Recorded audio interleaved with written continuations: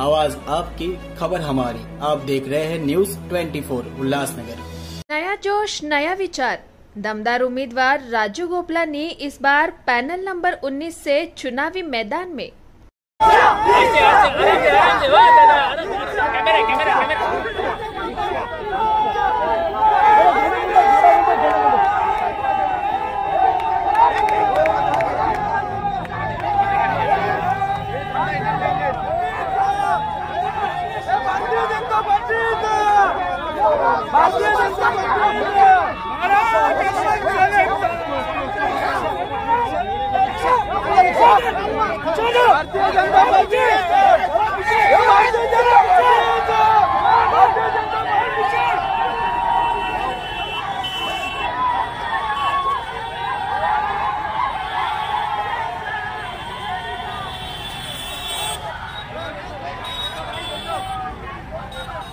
हे राकेश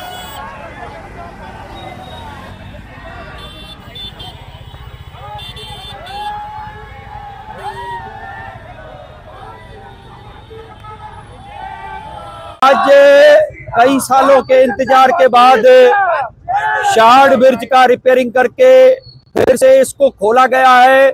इसमें आमदार कुमार आलानी जी ने अथक मेहनत की, अथक प्रयास किया। अथक प्रयास के बाद खुद यहाँ कई दिनों तक बैठ के ये काम करवा के लिया और आज उनके प्रयासों को ही ये सफलता मिली है कि आज शार्ड फिर से खोल दिया गया है। शहरवासियों के लिए क्या मैसेज देना चाहोगे आप?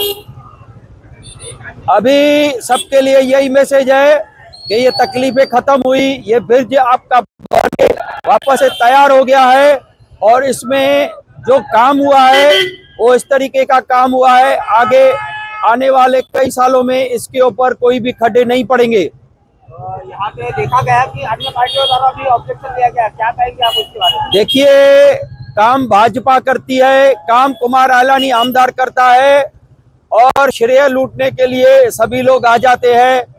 जब भी पब्लिक नाराज थी तो कोई आके ये नहीं बोल रहा था कि मैंने ये काम रुकवाया है, हमने काम रुकवाया है, ऐसा कोई नहीं बोल रहा था।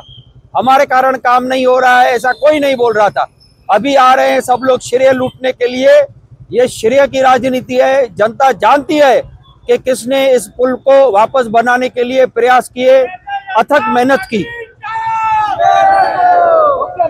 भारतीय जनता पार्टी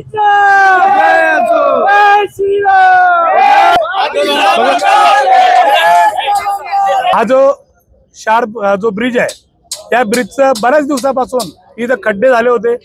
रिक्षावाले किंवा इतर शाळेचे मुलं आणि बाकीचे आहेत, इतर बऱ्याच ठिकाणी ऍक्सिडेंट होऊन बरेच लोक जखमी पण झाले होते, काही लोकांचा जीवही यामध्ये गेला।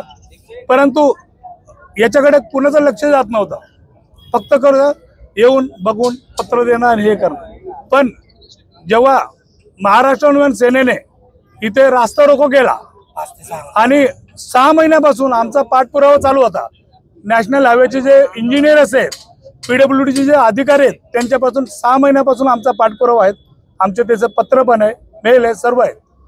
त्यांना इथे आम्ही बोलवलं आणि त्याच्यानंतर या ब्रिजचं काम जे आहे त्यांना आम्ही सांगितलं की जर तुम्ही ब्रिजचं काम 8 दिवसात चालू केलं नाही तर आम्ही तुमच्या पीडब्ल्यूडीच्या ऑफिसमध्ये घुसणार आणि त्याच्यानंतर जे काही म्हणजे होणार ते तुम्ही जबाबदार असणार। त्याच्यानंतर त्यांनी लगेच 4-5 दिवसामध्ये लगेच गाईडलाईन्स काढल्या, ब्रिज बंद करणं वगैरे सगळं प्रक्रिया चालू केली। परंतु जेव्हा दिवाळीचा सण आला तर त्यावेळेला ब्रिज बंद करणं शक्य नव्हतं। त्याच्यामुळे काही गाड्या चालू, काही असं केलं होतं। डीसीपी साहेबांचे काही गाईडलाईन्स होते की दिवाळी निमित्त उल्हासनगरमध्ये खरेदीसाठी काही लोक येतात, बाहेरून येतात, मग त्याच्यामध्ये हा जर ब्रिज बंद झाला तर व्यापाऱ्यांचंही नुकसान आहे। पण ठीक आहे, त्या गोष्टीला आम्ही सहमत होतो की व्यापाऱ्यांचंही, आमचे व्यापारी बंधू आमचेच आहेत, उल्हासनगरचे रहिवासी आहेत, त्यांचंही नुकसान झालं नाही पाहिजे। त्यानिमित्त ठीक आहे झालं।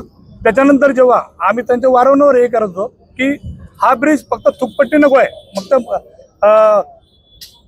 डांबरवर डांबर टाकून आणि असं फक्त थर बनवणं तसं नको आहे, पूर्ण उखडून पूर्ण काढून आणि व्यवस्थित म्हणजे कमीत कमी 4 ते 5 वर्ष चाललं पाहिजे। भले 15 दिवस नाही, 20 दिवस, 1 महिना तुम्ही ब्रिज बंद करा आणि त्याच्यानंतर तुम्ही हे करा. पण त्याच्यानंतर मग त्यांनी त्या पद्धतीने आम्ही सांगितल्या पद्धतीने त्यांनी पूर्ण मला वाटतं कमीत कमी 50 ते 100 ट्रक त्यांनी ते डांबरच काढलं. कारण थरावर थर चालू होतं. कुणाचं त्यावेळेला लक्ष नव्हतं. मग एवढे दिवस बाकीचे लोक झोपले होते का? फक्त मनसेने आंदोलन केल्यानंतर मग तुम्ही जागे होणार. शाहू महाराज उड्डाण पूल आहे, त्याची अवस्था काय आज? मग तिथे कुठे गेले हे लोक? आंदोलन का केलं जातंय? आंदोलन हे का केलं जातं? कारण ह्याचं जे श्रेय आहे इतर लोक घेत आहेत, इतर पक्षाचे लोक घेत आहेत. मग त्यांनी काय घ्यावं? जे काम आम्ही मनसेने केलं, मनसेने आंदोलन केलं, ठीक आहे, तुम्ही तुमचं काम केलं, त्या ठिकाणी तुम्ही श्रेय घ्या. आम्ही तिथे येणारच नाही ना, आम्ही कशाला येणार? परंतु जर इथे जर आलो आम्ही, पण आम्ही कसं सामान्य जनतेला, पहिलं सामान्य जनता इथून गेली पाहिजे, त्यांचा जो हे प्रवास इथून सुकर झाला पाहिजे. कारण त्या रोडला 2-2 तास ट्रॅफिक जाम होते तिथे. आणि एखादे समजा आजारी पेशंट असेल किंवा कोणी असेल तर त्यांना खूप त्रास होतो. आणि इथे जे आहे सामान्य जनतेला आम्ही इथून हे करायला लावतो. पण काही लोक जे आहे फक्त चमकेशगिरी करण्यासाठी इथं आलेले आहेत. आणि इथं फक्त ब्रिजला त्यांची पहिले गाडी जाणार असं होणारच नाही. जोपर्यंत सामान्य जनता जाणार आणि सामान्य जनता जेव्हा इथून जाणार, त्यांची गाडी जाणार इथून, गाडी जेव्हा सामान्य जनतेची इथून गाड्याला सुरुवात करणार तेव्हा आम्ही इथून बाजूला होणार, आम्ही उठणार. जर दुसरं कोणाची गाडी गेली, चमकेगिरी केली तर आम्ही इथून उठणार नाही. जी जरा स्पष्ट बताएंगे कौन चमचागिरी कर रहे हैं? अरे आपको तो मालूम है ना सब. अभी आपको तो आप न्यूज वाले, जनता को मालूम है कौन चमकीगिरी कर रहा है, कौन 4 बार रखे इंस्टाग्राम पे फेसबुक पे कौन डाल रहा है, ये तो आपको मालूम है ना. हमको बताने की जरूरत नाही. पूर्वी जर ब्रिज चालू झाला असता तर लोकांना फायदा झाला असता. आता बंद झाल्यामुळे प्रॉब्लेम नाही होणार लोकांना अर्धा तास अजून. नाही आम्ही तर बोलतो ना चालू करा, आम्ही तर बोलतो चालू करा लवकर. परंतु कसं हे चमकेशगिरी वाले मागे गेले पाहिजे आणि सामान्य जे जनता आहे त्यांची रांग लागली पाहिजे आणि ते इथून गेले पाहिजे अशी आमची अपेक्षा आहे. पहिले जनता फिर नेता, फिर पहिले जनता, पहिले जनता, फिर नेता.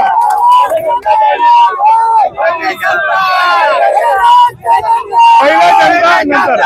आणि ज्या लोकांनी हे ब्रिज बनवण्यासाठी जे श्रम घेतले, जे इंजिनियर असतील किंवा वर्कर असतील, मजदूर असतील, त्यांचंही महाराष्ट्र नवनिर्माण सेनेच्या वतीने आम्ही इथे स्वागत करणार आहे.